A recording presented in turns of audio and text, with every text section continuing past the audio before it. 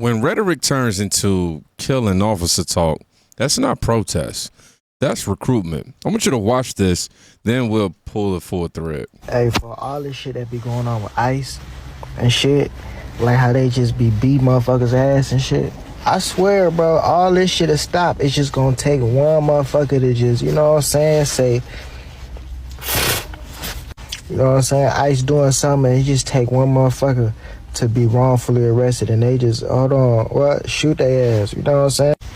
And once that one ICE agent die, get his ass popped, I promise you, shit's gonna change. They ain't just finna be running up arresting any and everybody, folks. Cause if you just running up arresting any and everybody, detaining any and everybody, folks, and you run up on the wrong motherfucker, his ass just pop your ass.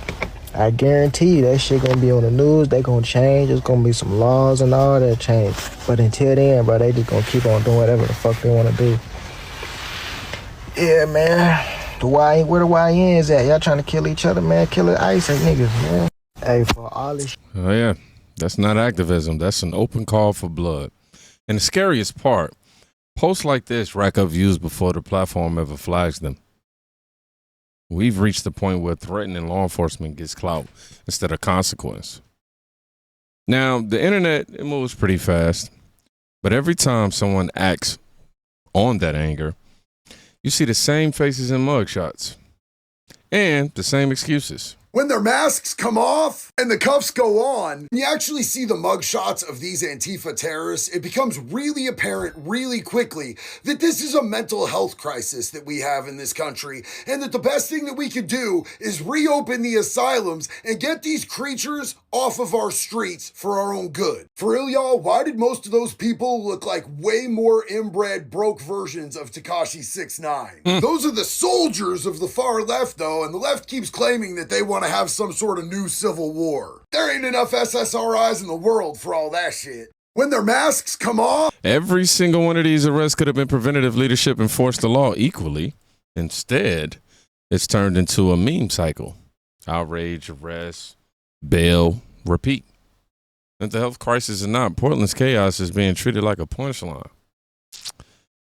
But for people living inside that mess, the ones hearing flashbangs and sirens at midnight, it's not a meme. It's PTSD. It's fear, and it's being ignored. Good. Is it loud in there at night? Where? In the, do you live here? Yeah. It's loud in there at night? What you hear here is what you hear in that. It's ridiculous. Absolutely ridiculous. What they're doing to these people here, there are people here that live, that have been in Iraq War and Desert Storm. PSTD, you should see them shake in the elevator. Oh, with PTSD. And the little kids that with families walking to the elevator would be crying when the bombs, all this stuff. But it's really not a fun picture. And all this hype is just making, I mean, could you imagine living in one of these? I know 5 of them I live would there. throw a fit. Oh, and they do, but there's nothing we can do about it. It's terrible. I mean, I see families and little kids crying, I just get pissed off. And I mean, they're stuck in a lease, so there's not much they can do, right? Oh, it's 4 o'clock in the morning goes off, everybody goes home, get rested, and they start back about 11 o'clock in the morning. It's just unfair. It's just unfair. It is unfair. Oh, so not like noise enforcement or anything? Oh, the city council won't let them do noise enforcement. Before all this happened, the city council wouldn't let the police calm the curfews or anything here. Yeah. Yeah. So, like, would you like to see the city council move forward with noise enforcement here? Well, absolutely. These people, it's unfair for anybody in this building or the other one. Where's the other one? No, I guess this one. They've already shut the school down. They won't even let the kids do that daycare because it's all full of, you know. So I was curious because, you know, you do have apartments here and people live here, and I haven't talked to anybody. People with children, 2 families up there with kids that you see and they're going down the hallway crying because of all the flash bombs going off all hours of the night. You know, it really is. I mean, it's not fair what's going on. It's just not the right thing to do. There's no patriotism in any of this, and that's what's sad.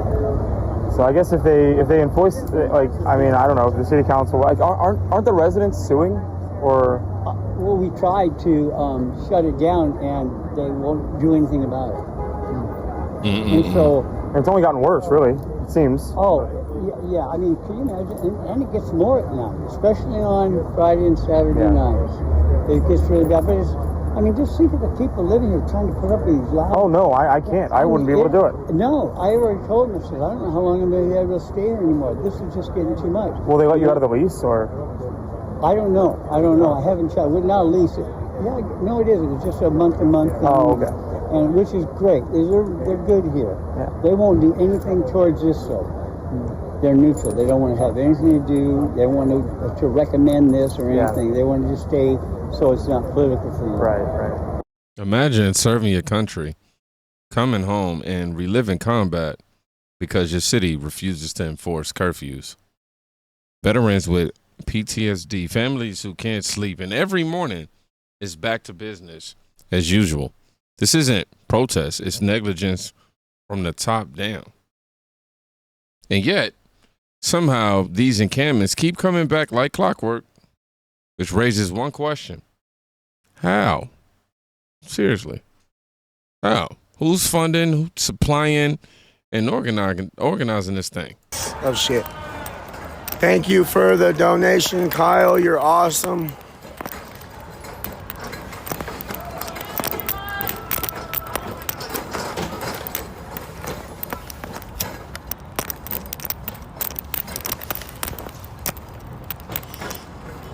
Yes, sir. Let's go see where they take it. Look, they're going inside here. Look at this. They're literally going inside of here. They're literally going inside of this place. What is this place? You are on private property. What is this place? You are not permitted to be here. You are on private property. We need to figure out what this place is. I think it's a storage place. Reserved for South Waterfront storage. So they got a storage in here, you guys. They got a storage in here.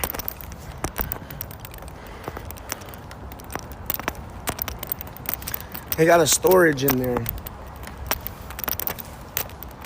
That's crazy. South Waterfront heated storage. Did you guys know you guys are supporting terrorists out here?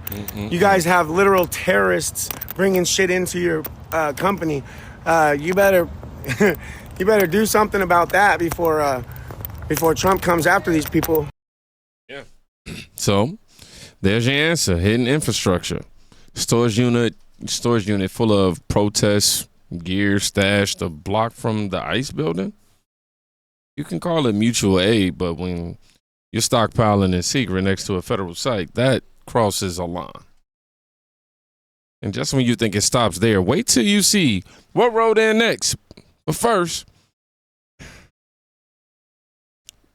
prepare yourself. I'm here in Portland right now, and it looks like Antifa, the protesters here, have had a shipment dropped off in a U-Haul right here. They're saying it's all the stuff that's been taken away from rapid response and from people since they've been out here. So there's a whole U-Haul full of stuff that's been getting dropped off right now of all of the equipment from the past few months of their protest. You have all this stuff that's getting dropped off right here. You have all the inflatables as well that the people have been protesting in. A little strange, they have a U-Haul shipment full of all the stuff that's apparently been taken away. So stuff's been coming in. There's still protesters out right now. It's like 4 p.m. right now, I believe. And the protesters are starting to show up here to the ICE facility in Portland. Brand new equipment. I'm here in Portland right now, and it looks like inflatables, chairs, canopies, all off of renting U-Haul like it's Amazon Prime for anarchy. And notice, this isn't a few activists setting up. It's a production. Somebody's paying for logistics, vehicles, and storage. This doesn't happen by accident. And while this is happening outside, there's a different kind of war being fought inside the city. One that's forcing small businesses to the edge. And I have to be honest, I have never felt so unsafe in this city. A few months ago at our bar, there's a group of people that will descend. We have to shut down all the time, 45 people two women in the group started breaking glass in our bar, stabbing each other. Our bartender called us. We pulled up the security cameras live. She was screaming. Blood splattered on the security cameras.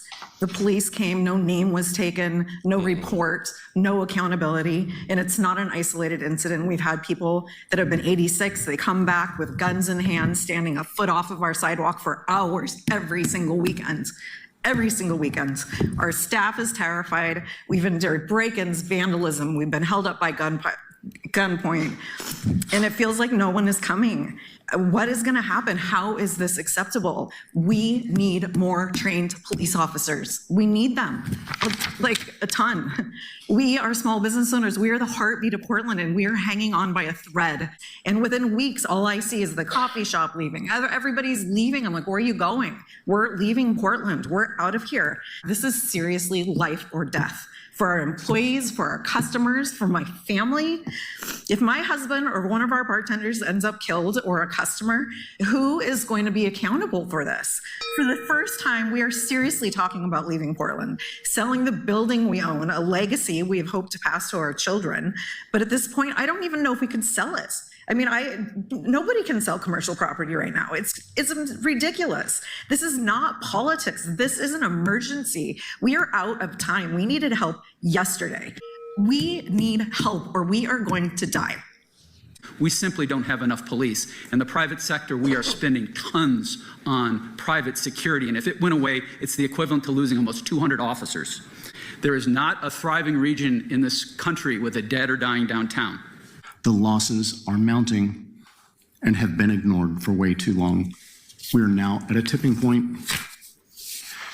People can go anywhere to find a chain restaurant or retail. Locally owned businesses used to be the main attraction for Portland, but these days they are a rarity. The climate to run a business in Portland has become increasingly difficult, especially during the past 5 years. The amount of illegal and unsafe behavior we have to deal with on a daily basis at our Portland locations is unacceptable. I simply don't understand how the city has become numb to this idea of Portland really isn't that bad. As a local business owner with my time, I'm going to give a few examples of what apparently is really not that bad. Most recently, once the Oasis Day Camp has opened on Northwest Broadway, the already rampant crime from the nearby TPI shelter has gone through the roof. Despite Mayor Wilson's assurance that shelters, quote, create safer neighborhoods, several weeks ago, a homeless man came in. We asked him for his ID, which is required by law. He then threw a fit, smashed a glass display case, and then once our staff got him to exit the store, he then threw a rock through our window, which we average over 3 broken windows per year per location of our Portland locations. Always from homeless people, which we were discussing repair funds a minute ago before public testament. And I want to point out that being that we're in the cannabis industry, we are not eligible for any of these repair funds, and window replacements range from $750 to $3,000 per window. At the same Northwest Broadway location, earlier this year, a heavily drug-affected man entered demanding a cigarette. When we asked him to leave, he then pulled a machete on our staff member. Police reports can confirm this incident. Do you think this behavior makes our staff and customers feel safe? Now we must address the apparent normalization of public drug use. It is unacceptable that we as a city more than unacceptable. And the first woman that you heard speaking, but these people, they're on pundits. That woman, all of them are business owners. Every weekend, they face armed standoffs, stabbings, and vandalism while the police write nothing down. Nothing at all. That's not law enforcement right there. That's abandonment. When small business owners start saying, we're leaving Portland, leadership has lost control. So tonight's receipts tell a clear story. Rhetoric turning violent, rioters supplied and shielded, locals are ultimately paying the price. Portland isn't suffering from a lack of awareness. It's suffering from a lack of accountability.